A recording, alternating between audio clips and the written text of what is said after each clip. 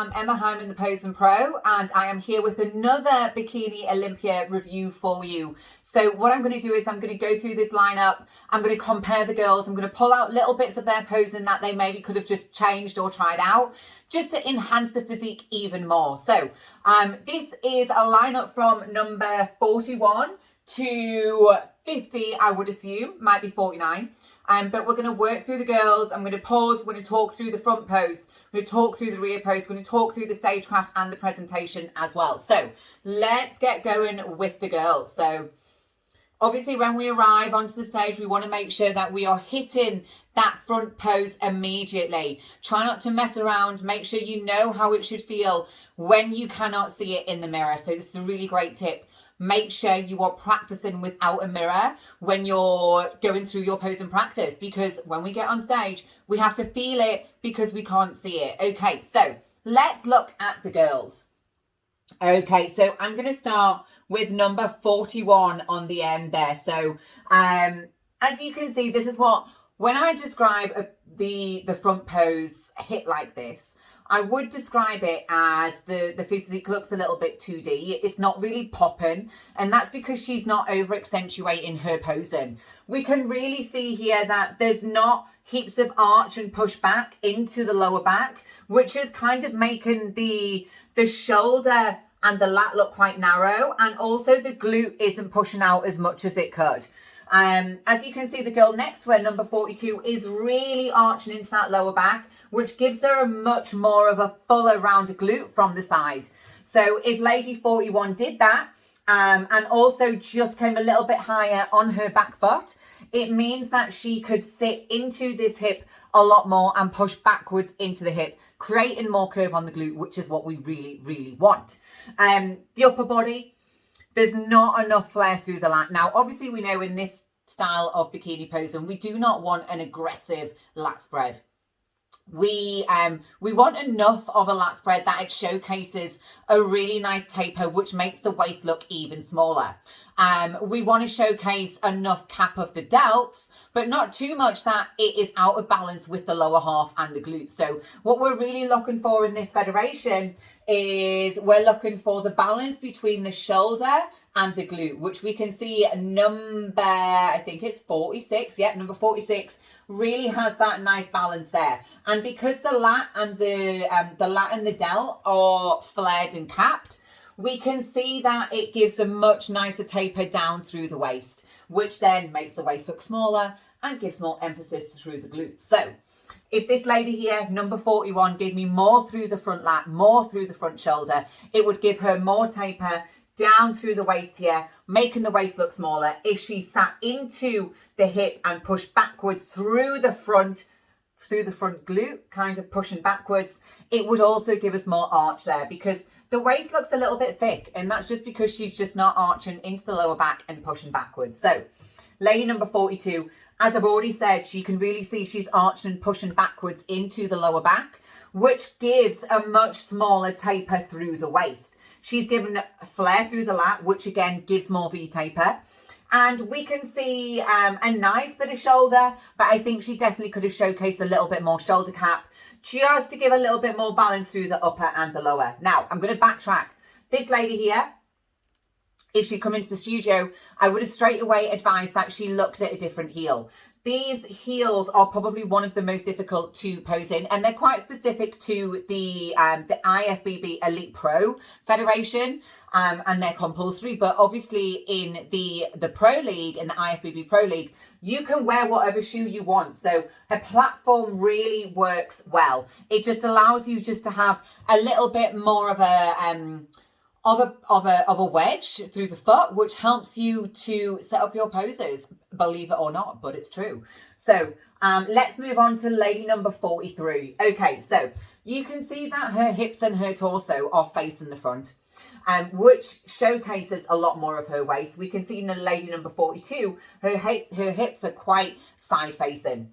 So what I would recommend with lady number 43 is that she twisted her hips more to the side, which would then showcase more of the glute here, which then would also then give us more taper, more V taper down through the waist. I'd also like to see a little bit more lat rather than the whole of the chest coming around to the front, which would then give us more of this front lat and more of this front delt, giving us probably a little bit more of this kind of shape here, which is really what the judges want to see. Although, like I've said, we're not looking for an aggressive style of posing, but we still need to make sure that we are showcasing that nice top line, the front delt and the front lat coming it down into a V taper, and then also showcasing the glutes here. This lady here, I really actually like her physique.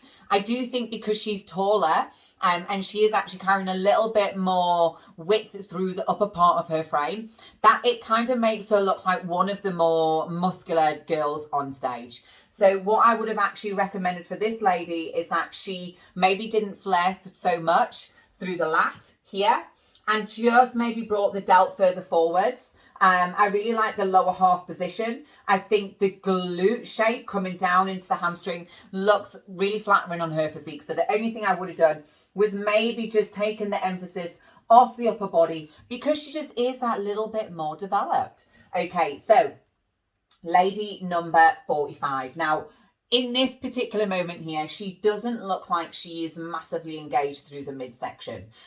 If she just pulled that torso in a little bit more, it would have just created more of a taper through the waist. So that would be the first thing. And pulling the waist in would have made the glute look a little bit bigger here as well. And maybe potentially would have as well just pulled the bikini bottoms down. Now you can see here, lady number 46, her bikini pants are sitting a little bit lower, which then it adds to the line of the glute here. Whereas when it's a little bit higher, you can lose the frame of the physique, if that makes sense. So always make sure that your bikini pants are sitting in the right place. Okay, so let's move on. So lady number 46, again, I'm going to say she's one of the more developed bikini girls. I do know that she has past Olympia experience in a different division, I think figure, and she's dropped into bikini. So she's carrying a little bit more of mature muscle, and you can see that through her stagecraft and presentation. And maybe, if anything, just would have brought her posing down a couple of levels through the upper body, just to give more emphasis through the lower. So we're really not focusing through that upper body too much, because it's there. We don't need to over accentuate it. It's going to be there regardless. Okay, moving on to the final lady. This is Francesca. And I'm going to say the angle isn't great for me to critique. So let's keep it moving and see if she just slightly adjusts, because I know Francesca has a fantastic physique. So let's move on to the rear pose here, and let's just look at the ladies. So let's hit that rear pose. Okay, they're all in position now. Okay, so we can definitely see here, I'm going to start with Francesca. So she definitely has the best glutes in this lineup. We've got that lovely V-tip, which we know the judges really love to see. So this is really fantastic. And in all honesty, there's nothing I would change about this pose, in all honesty. The only thing I would maybe try and suggest is that she lengthened through the torso. So if she really thought about lifting and lengthening through the waist, through the top of the head, the waist maybe just would have come in just a little bit tighter, or smaller, because we're giving that length a little bit more. So moving on to the lady next to her, I feel like this pose just could have been hit a little bit harder. If she just stretched through the hamstrings a touch more, it maybe would have showcased more tie-in. So that's the only thing I really would have recommended. Lady next to her, her toes are way too wide. So for this division, we're not looking for a massive amount of quad sweep. So it's really important that we understand what the judges want to see, and turning the toes out will showcase more quad sweep. So we don't necessarily want to see that in this particular division. I think that the hamstring to glute tie-in isn't sharp. maybe with a little bit more stretch through the hamstrings, and also just bringing the toes back to parallel a touch more, would have just created potentially a little bit more V-tip. But this is something that you always need to explore and experiment with, especially in the later stages of your prep, because the body composition changes so much. And sometimes this is not something we can see during the improvement season. So it's something we need to look at when the body composition is progressing more and more and more.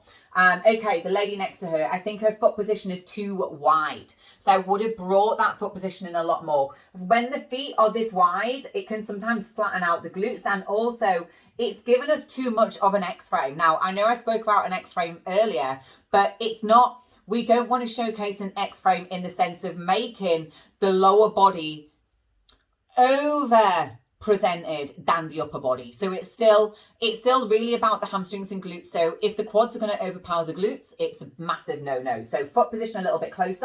I think a more of a push back through the hamstrings. I think the elbows are a little bit too wide. So I would have just brought the arms in a little bit closer, maybe something more like Erin's here and also Francesca's, because there's just a little bit too much space between the elbows and the waist. So we don't need that much air around there. So we just want to nip those elbows in a little bit more. And I think also bringing the hands a little bit further in so we can't see them.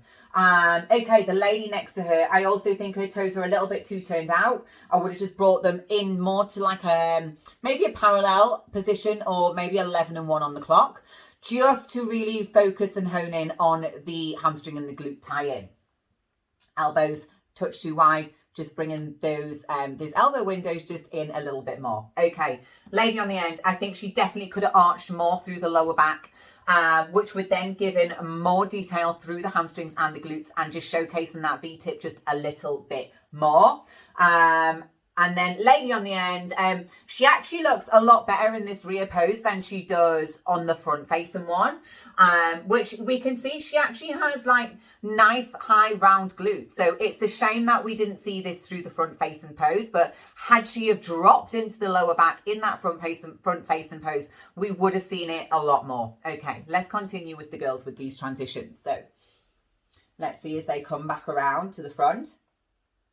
Super. So it's really important when we're transitioning back round to the front that we make sure we keep the glutes lifted. So never allow your lower back to relax when you are facing the rear, and also when you're coming around to the rear or coming back round to the front. When you hit into your front facing pose, really make sure you know how it should feel, keeping that midsection nice and tight the entire time. There we go. Lovely. Wonderful. They all look fantastic. It's such a high standard this year. It's just been amazing. So that is your review of the ladies numbered 40, 41 to 49. So I hope you enjoyed watching. Make sure that you like, share and subscribe. And remember, if you want to learn to pose like the pro, visit the website, which is in the link below. And I look forward to seeing you in the next review.